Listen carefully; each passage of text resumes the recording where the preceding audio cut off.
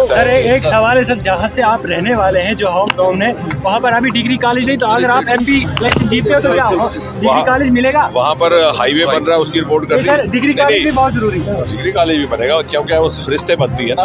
पहली फरिश्त में कास्तीगढ़ गया, मरमत गया, कभी आपने सोचा था मरमत में डिग्री कॉलेज बनेगा?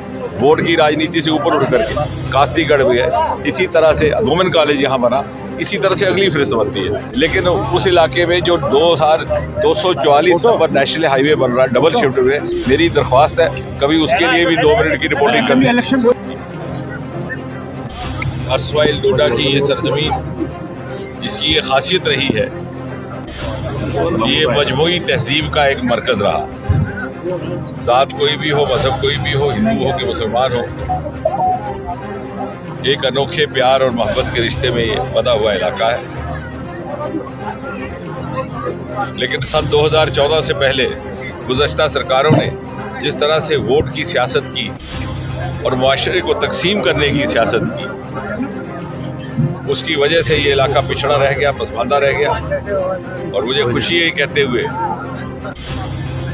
कि मोदी जी की सदारत में ये उनकी नेमतों का नतीजा है कि सन 2014 के बाद यहाँ पर सड़कों का जाल भी बिछा, नए हाईवे भी बने। आप ही के बगल में नेशनल हाईवे 244 ज़ेरे तामीर है। रुके हुए यहाँ गणपत का पुल मशहूर था, सिर्फ 2 खंभे बने थे और मजाक हुआ करता था कि उसका मिलन कब होगा। वो भी काम 2014 में हुआ। किश्तवाड़ के खित्ते में जाए, रटने का प्रोजेक्ट 13 साल से रुका पड़ा था, उसको दोबारा शुरू किया गया।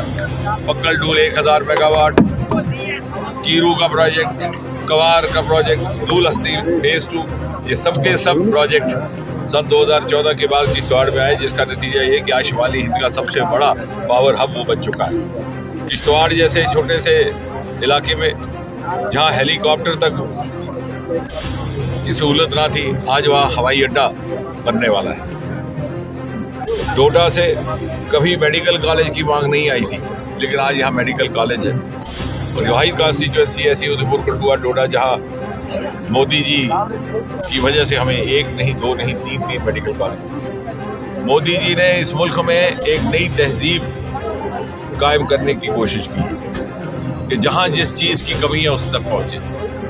वोट की सियासत से ऊपर उठ करके कोई भी खित्ता हो, कोई भी मजहब हो, कोई भी ज़ात हो, चाहे वो मकान बनाने की योजना है, प्रधानमंत्री आवास योजना, ये नहीं पूछा गया कि घर हिंदू है, मुसलमान है, कि ठाकुर है, कि ब्राह्मण, चाहे वो गैस सिलेंडर पहुंचा दे। और हमने भी मोदी जी के इसी असूल पर अमल करते हुए अपनी खिदमत देने की कोशिश की है, पूरी की पूरी टोली। और आज वो इलाके जहाँ शायद रिवायती तौर पर भारतीय जनता पार्टी को बहुत ज़्यादा वहाँ से मदद नहीं मिलती थी, वहाँ पर भी तरक्की के उतने ही काम किए गए, वही प्रोजेक्ट लाए गए जो दूसरे इलाकों में। और यही वजह है कि सारा हिंदुस्तान और डोडे का ये इलाका एक डोर में बंद करके आवाम की आवाज़ में बोल रहा है कि मोदी जी को 400 पार करवा के फिर से मुल्क का वजीर आजम बनाओ। जी सर मुफ्ती के बीच में जी सर पीएचडी की डेवलपमेंट को कैसे देखते हैं कि बड़ा गठन हुआ था बीजेपी के का कंपटीशन? किसी से लेना देना नहीं। आपने देखा 10 साल मैंने कभी ऐसी बातें नहीं की जिनका आपको मजा आता है। हमने अपनी पूरी एनर्जी, पूरा फोकस काम में रखा। उसका नतीजा ये है कि मुझे खुशी होगी कि ये लेवेंडर, ये जो भद्रवाह से निकला है, आज इसकी दुनिया भर में बोलबाला है।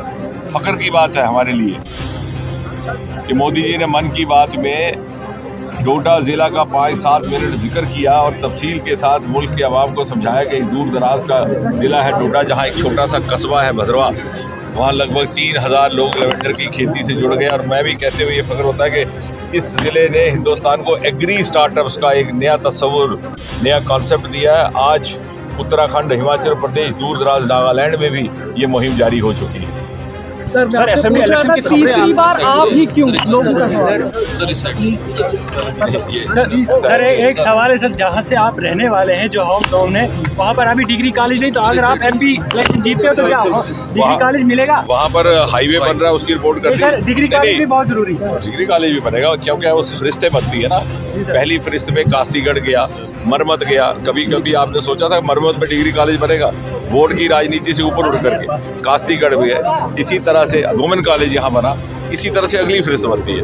लेकिन उस इलाके में जो 2244 नंबर नेशनल हाईवे बन रहा है डबल शिफ्ट में, मेरी दरख्वास्त है कभी उसके लिए भी 2 मिनट की रिपोर्टिंग करनी।